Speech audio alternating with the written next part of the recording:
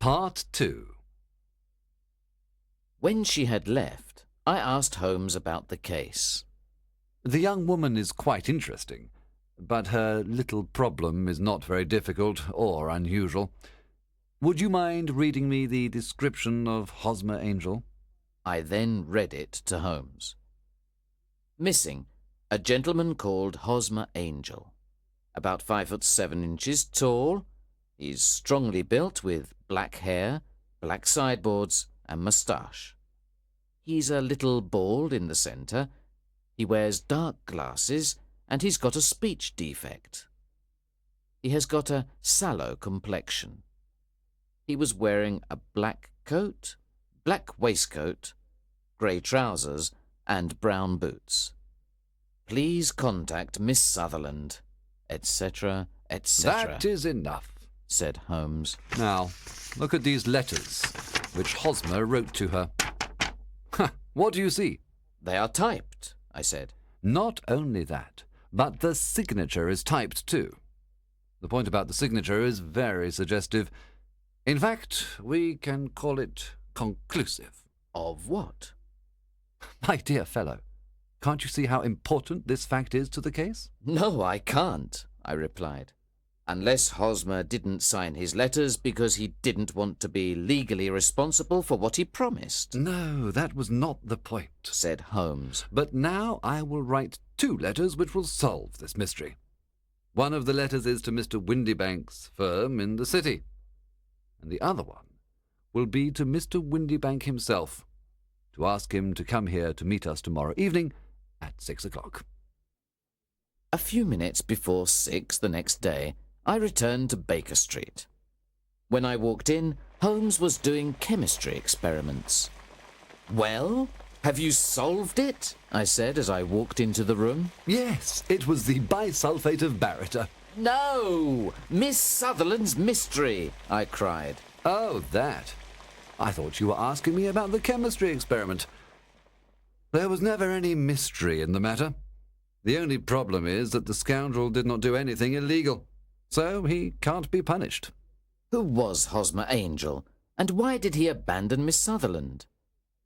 But Holmes did not have time to answer me, because just then we heard someone knock at the door, and then someone walking towards Holmes's room. This is the girl's stepfather. He wrote to me to say that he was coming, said Holmes.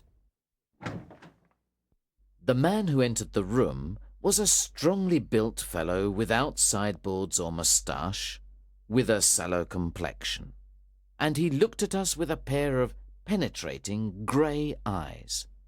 He was wearing a black top hat. Good evening, Mr. James Windybank, said Holmes. I believe this is the typed letter that you wrote to me to say that you were coming here. Yes, sir. I am sorry that Miss Sutherland has troubled you about this little problem. Also, I don't like other people knowing about our family misfortune.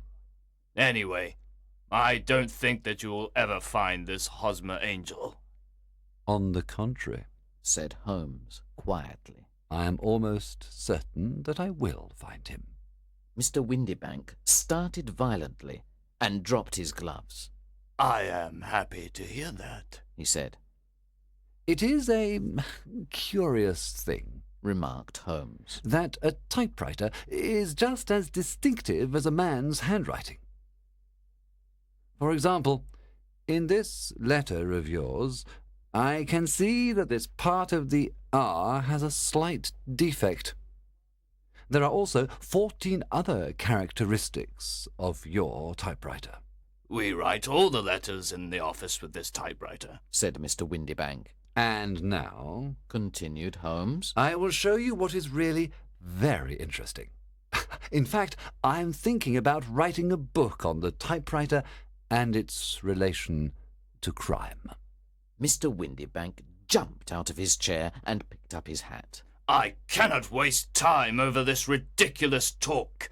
If you can catch the man, catch him, and let me know when you have caught him. Certainly, said Holmes, walking over to the door and locking it. I let you know that I have caught him. What? Where? Shouted Mr. Windybank, becoming white and looking around like a rat in a trap. You can't get away, Mr. Windybank, said Holmes. This case was really very easy. Now, sit down and we can talk about it. Mr. Windybank fell back into the chair. I did not do anything illegal, he stammered. I am afraid that you are right. But, Mr. Windybank, it was a cruel, selfish, and heartless trick. Now, let us look at what happened, said Holmes. Then Holmes sat down and began to talk. The man marries a woman older than himself for her money. He can also use the money of the daughter as long as the daughter lives with him and the mother. The daughter has a lot of money, so it is important not to lose it.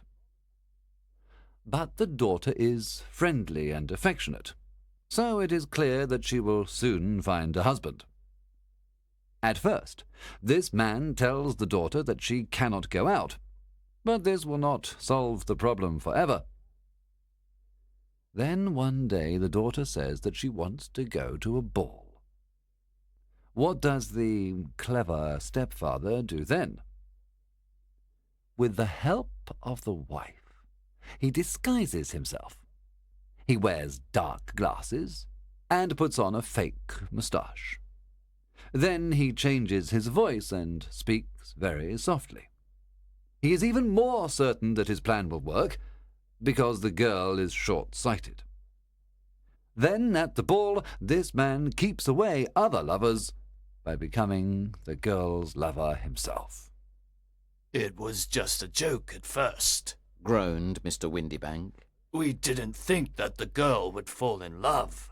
Yes, that is probably true, continued Holmes. But the girl really fell in love, and you decided to take the situation to the extreme. You began to see her often, and the mother said that she liked him very much. Then you decided to ask Miss Sutherland to marry you, so that she would never again think about other men.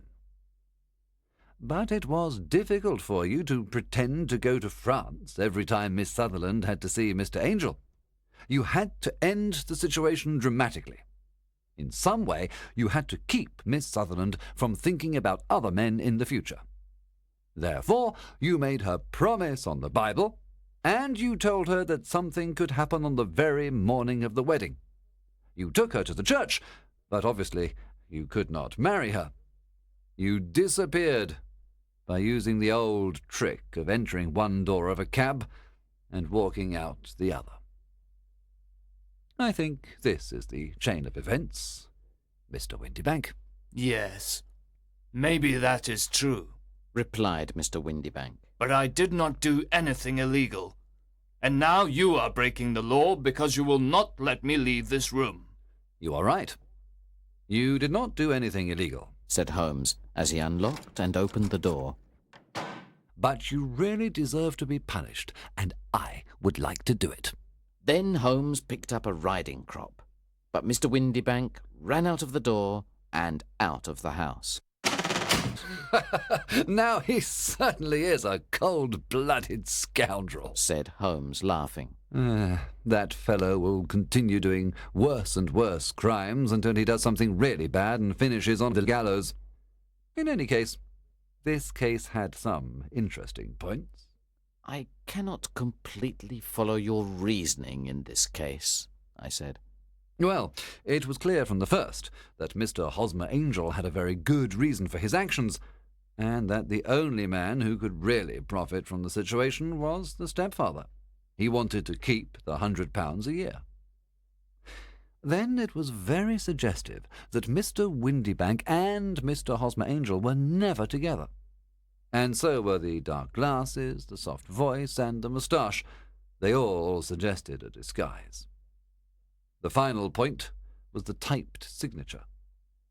This made me think that the handwriting of the man must be very familiar to Miss Sutherland, and that if she saw even a small portion of it, she would recognize it. And how did you verify these ideas? I asked. First, I wrote to Mr. Windybank's firm. In the letter, I described Mr. Angel after I had eliminated everything that could be a disguise, like the glasses, the moustache, and the voice, and I asked them if they had an employee like that. They wrote back to me and said that I had described Mr. James Windybank. Then I wrote to Mr. Windybank to invite him here, and as I expected, he typed his reply to me. Then I compared his letter with the letters of Mr. Angel. Voilà tout. And Miss Sutherland? I asked. If I tell her, she will not believe me, replied Holmes. Maybe you remember this Persian saying, "It is dangerous to take a tiger cub from its mother, and it is dangerous to take a delusion from a woman."